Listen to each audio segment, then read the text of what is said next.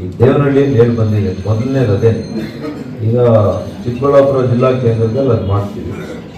ಅದೇ ನಮ್ಮ ಮುಖಂಡಗಳಿಗೆ ನಾನು ಹೇಳುವಂಥದ್ದು, ಇದರ ಬಗ್ಗೆ ಮಂಡಲ ಮಟ್ಟದಲ್ಲಿ ಮತ್ತು ನಮ್ಮ ಪಂಚಾಯತ್ ಮಟ್ಟದಲ್ಲಿ ಕೂಡ ವಿವಿಧ ಬಗೆಯ ಒಂದು ಯೋಜನೆಗಳನ್ನು, ಕಾರ್ಯಕ್ರಮಗಳನ್ನು ನಾವು ಹಮ್ಮಿಕೋಬೇಕು, ಜಾಥಾಗಳನ್ನು ಹಮ್ಮಿಕೋಬೇಕು. ಇವತ್ತು ಎತ್ತಿನ ಗಾಡಿಯ ಒಂದು ಜಾಥಾ ಹಮ್ಮಿಕೋಬೇಕು. ಒಂದು ದಿವಸ ರೈತರದ್ದು ಸಮಾವೇಶ ಮಾಡಬೇಕು. ಹೀಗೆ ಬಗೆ ಬಗೆ ರೀತಿಯಲ್ಲಿ ಇದರ ಪ್ರಯೋಜನದ ಬಗ್ಗೆ ನಾವು ಜನರಿಗೆ ಮಾಹಿತಿಯನ್ನು ಹಂಚ್ಕೊಳ್ಳುವಂಥ ಕೆಲಸ ನಮ್ಮ ಪಕ್ಷದ ವತಿಯಿಂದ ಮಾಡಬೇಕು. ಇದರ ಎಲ್ಲ ಯಾವ ರೀತಿ ನಾವು ಮಾಡಬೇಕು, ಎಲ್ಲೆಲ್ಲಿ ಮಾಡ್ತೀವಿ, ಇದರದ್ದೆಲ್ಲ ಕೂಡ ನಿಮಗೆ ವಿಷಯವನ್ನು ತಿಳಿಸ್ತೀವಿ.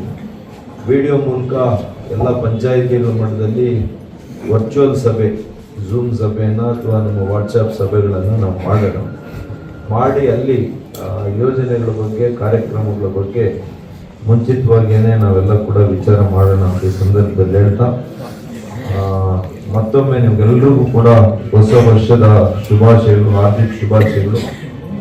ಈ ವರ್ಷದಲ್ಲಿ ಅನೇಕ ಚುನಾವಣೆಗಳು ಬರ್ತದೆ.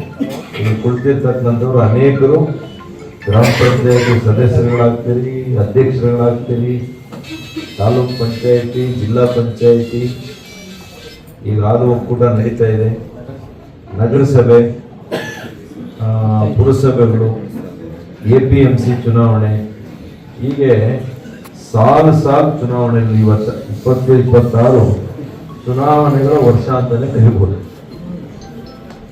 ಚುನಾವಣೆಗಳ ವರ್ಷನೂ ಅಂತ ಕರಿಬೋದು.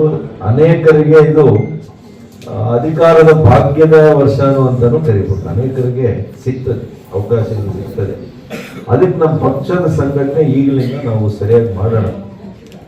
ನಮ್ಮ ಸ್ಥಳೀಯವಾಗಿರ್ತಕ್ಕಂಥ ಮುಖಂಡರುಗಳು ಕೂಡ ಇದರ ಬಗ್ಗೆ ಇನ್ನಷ್ಟು ಗಂಭೀರವಾಗಿ ನೀವೆಲ್ಲ ಕೂಡ ತಗೋಬೇಕು ಅಂತ ಸಂದರ್ಭದಲ್ಲಿ ಹೇಳ್ತಾ, ಮತ್ತೊಮ್ಮೆ ನೀವೆಲ್ಲ ಕೂಡ ವಂದಿಸಿ ನನ್ನ ಮಾತು ಮುಗಿಸ್ತೀನಿ. ನಮಸ್ಕಾರ.